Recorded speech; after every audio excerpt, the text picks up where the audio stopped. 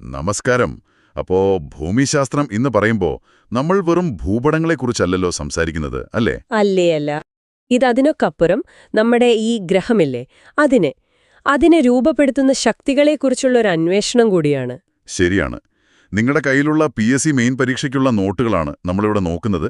അതിലെ കുറച്ച് കോംപ്ലിക്കേറ്റഡ് ആയിട്ടുള്ള കാര്യങ്ങൾ അതൊന്ന് സിമ്പിളാക്കി ഏറ്റവും പ്രധാനപ്പെട്ട കാര്യങ്ങൾ ചിലപ്പോൾ കുറച്ച് രസകരമായ കാര്യങ്ങൾ കൂടി പറഞ്ഞ് മനസ്സിലാക്കാവുന്ന രൂപത്തിലാക്കാനാണ് നമ്മൾ ശ്രമിക്കുന്നത്.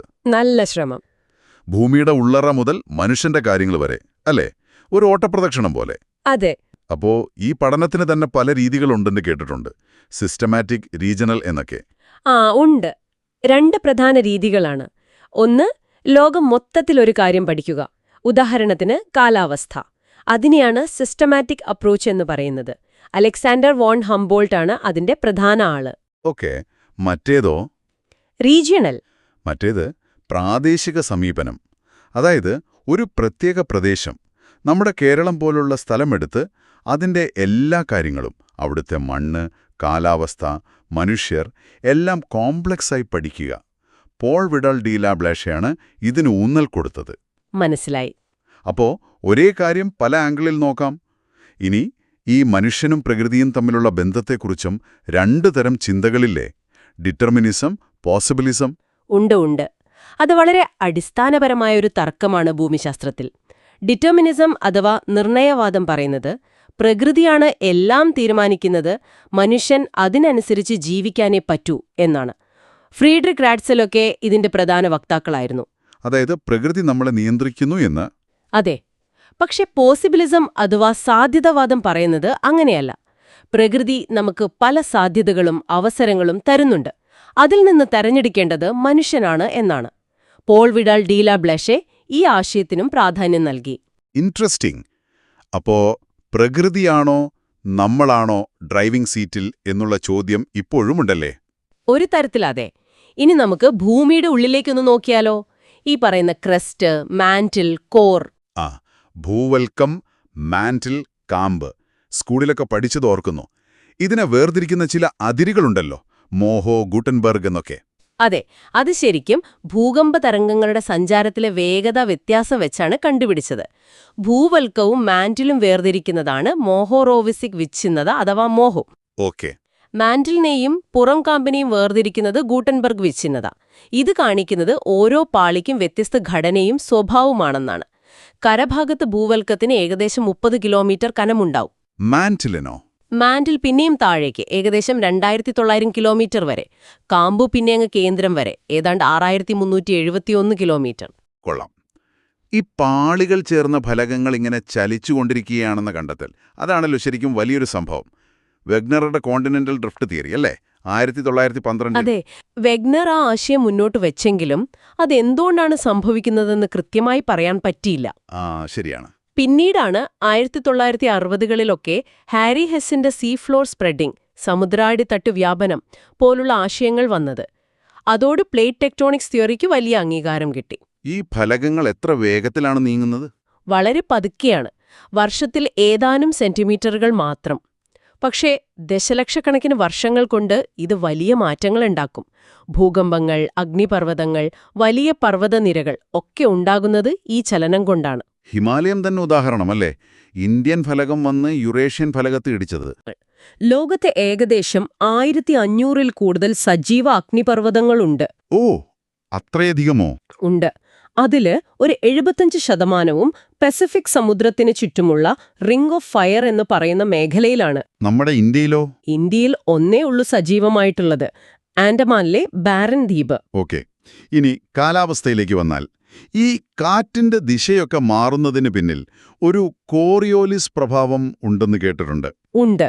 ഭൂമിയുടെ കറക്കം കാരണം ചലിക്കുന്ന വസ്തുക്കൾക്ക്, വായു, ജലമൊക്കെ ഉണ്ടാകുന്ന ഒരു ദിശാവ്യതിയാനമാണത്. 1835-ൽ ഗാസ്പാർഡ് ഗുസ്താവ് ഡി കോറിയോളിസ് ആണ് ഇത് വിശദീകരിച്ചത്. നമ്മുടെ മൺസൂൺ കാറ്റുകൾക്കൊക്കെ ഇതിൽ പങ്കുണ്ടോ? തെക്കു പടിഞ്ഞാറിനും വടക്ക് കിഴക്കിനും? തീർച്ചയായും. ഈ കാറ്റുകളുടെ ദിശ നിർണയിക്കുന്നതിൽ കോറിയോലിസ് പ്രഭാവത്തിന് പ്രധാന പങ്കുണ്ട്. പിന്നെ മഴയുടെ കാര്യം പറഞ്ഞാല്, ലോകത്ത് ഏറ്റവും കൂടുതൽ മഴ കിട്ടുന്ന സ്ഥലം എവിടെയെന്നറിയോ? മേഘാലയയിലാണോ? ചിറാപുഞ്ചിയോ മൗസിൻറാമോ? മൗസിൻറാം. അവിടെ വർഷം ഏകദേശം 11,872 മില്ലിമീറ്റർ മഴ പെയ്യുന്നുണ്ട്. ഭയങ്കരം. അത് നമ്മുടെ നാട്ടിലൊരു 10-15 വർഷത്തെ മഴ കാണുമല്ലോ. ഏകദേശം അത്രയ്ക്ക് വരും. അപ്പോ കാലാവസ്ഥാ വ്യതിയാനം എന്ന വിഷയത്തിലേക്ക് കടക്കാതെ പറ്റില്ലല്ലോ. ഇല്ല. IPCCയെക്കുറിച്ചും പാരീസ് ഉടമ്പടിയെക്കുറിച്ചുമൊക്കെ എപ്പോഴും കേൾക്കുന്നതാണ്. അതെ, IPCC 1988 വന്നതാണ്. അവർ ശാസ്ത്രീയമായ പഠനങ്ങൾ നൽകുന്നു. പാരീസ് ഉടമ്പടി 2015 ലക്ഷ്യമിടുന്നത് ആഗോളതാപനം 1.5 ഡിഗ്രി സെൽഷ്യസിൽ താഴെ നിർത്താനാണ്. പക്ഷെ നമ്മൾ ഓൾറെഡി കുറച്ച് കടന്നു പോയില്ലേ? ശരിയാണ്. വ്യാവസായിക വിപ്ലവം തുടങ്ങിയതിനു ശേഷം ഏകദേശം 1.1 ഡിഗ്രി സെൽഷ്യസ് ചൂട് കൂടിയിട്ടുണ്ട്. അന്തരീക്ഷത്തിലെ കാർബൺ ഡൈ ഓക്സൈഡിന്റെ അളവ് നോക്കിയാൽ അത് 420 ppm മുകളിലാണ്. കഴിഞ്ഞ 8 ലക്ഷം വർഷത്തിനിടയിലെ ഏറ്റവും കൂടിയ അളവാണിത്. ഇത് വളരെ സീരിയസ് ആണ്. ഇനി മനുഷ്യന്റെ കാര്യമെടുത്താൽ ജനസംഖ്യ അതും കൂടിക്കൊണ്ടിരിക്കുകയാണല്ലോ.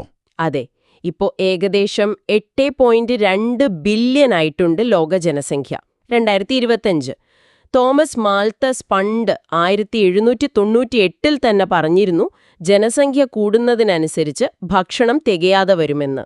ഈ ജനസംഖ്യ കൂടുന്നതിനൊപ്പം നഗരവൽക്കരണം കൂടുന്നുണ്ടല്ലേ? വളരെ വേഗത്തിൽ.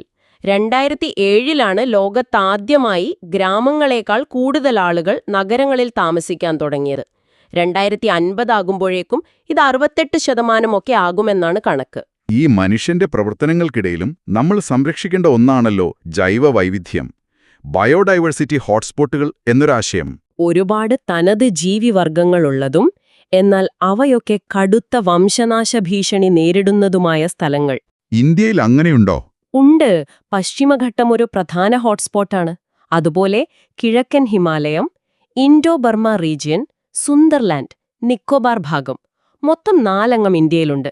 ഇവയെ സംരക്ഷിക്കേണ്ടത് അത്യാവശ്യമാണ്. ഇത്രയും വിവരങ്ങൾ ശേഖരിക്കാനും പഠിക്കാനും വിശകലനം ചെയ്യാനൊക്കെ ഇന്ന് ഒരുപാട് ടെക്നോളജി സഹായിക്കുന്നുണ്ടല്ലോ. GIS, GPS ഒക്കെ. തീർച്ചയായും. GIS അഥവാ ജിയോഗ്രഫിക് ഇൻഫർമേഷൻ സിസ്റ്റംസ് അത് ഭൂപട നിർമ്മാണത്തിലും ഡേറ്റ അനാലിസിസിലും വലിയ മാറ്റമാണ് കൊണ്ടുവന്നത്. റോജർ ടോംലിൻസൺ ആണ് GISന്റെ പിതാവ് എന്നറിയപ്പെടുന്നത്. GPS നമുക്കെല്ലാം അറിയാം, വഴി കണ്ടുപിടിക്കാൻ. അതെ, അത് അമേരിക്കയുടെ സിസ്റ്റമാണ്. നമുക്ക് നമ്മുടെ സ്വന്തം നാവിഗേഷൻ സിസ്റ്റമുണ്ട്, നാവിഗേഷൻ വിത്ത് ഇന്ത്യൻ കോൺസ്റ്റലേഷൻ. കൊള്ളാം. അപ്പോ ഭൂമിയുടെ ഉള്ളറകളിലെ രഹസ്യങ്ങൾ തൊട്ട് ഫലകചലനം, കാലാവസ്ഥ, ജനസംഖ്യ, ജൈവ വൈവിധ്യം, പിന്നെ ഇതൊക്കെ പഠിക്കാനുള്ള പുതിയ ടെക്നോളജികൾ വരെ. ഭൂമിശാസ്ത്രത്തിന്റെ ഒരു വലിയ ലോകത്തിലൂടെ നമ്മളൊരു ചെറിയ യാത്ര നടത്തിയ പോലെയായി. ശരിയാണ്. ഈ പറഞ്ഞ അടിസ്ഥാനപരമായ കാര്യങ്ങൾ അത് നിങ്ങളുടെ ചുറ്റുമുള്ള ലോകത്തെ കുറച്ചുകൂടി നന്നായി മനസ്സിലാക്കാൻ സഹായിക്കുമെന്ന് വിചാരിക്കുന്നു. പത്രവാർത്തകളിലെ ചില കാര്യങ്ങൾ കേൾക്കുമ്പോൾ ഓ ഇത് അതുകൊണ്ടാണല്ലോ എന്ന് ഓർക്കാൻ പറ്റിയാൽ അത്രയും നല്ലത്. തീർച്ചയായും. അവസാനിപ്പിക്കുന്നതിന് മുമ്പ് ഒരു കാര്യം കൂടി ആലോചിക്കാൻ വിടാം. നമ്മൾ ആദ്യം പറഞ്ഞില്ലേ, നിർണയവാദവും സാധ്യതാവാദവും. പ്രകൃതിയാണോ മനുഷ്യനാണോ തീരുമാനങ്ങൾ എടുക്കുന്നത് എന്നുള്ള പഴയ ചോദ്യം. ഇന്നത്തെ ഈ കാലാവസ്ഥാ വ്യതിയാനത്തിന്റെ കാലത്ത് അതിനെക്കുറിച്ച് വീണ്ടും ചിന്തിക്കേണ്ടതല്ലേ?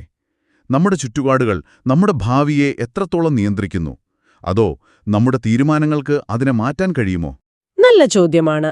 അതിനെക്കുറിച്ച് നിങ്ങൾക്കും ആലോചിക്കാവുന്നതാണ്. നമ്മുടെ തിരഞ്ഞെടുപ്പുകൾക്ക് എത്രത്തോളം പ്രാധാന്യമുണ്ടെന്ന് ഓർക്കുന്നത് എപ്പോഴും നല്ലതാണ്.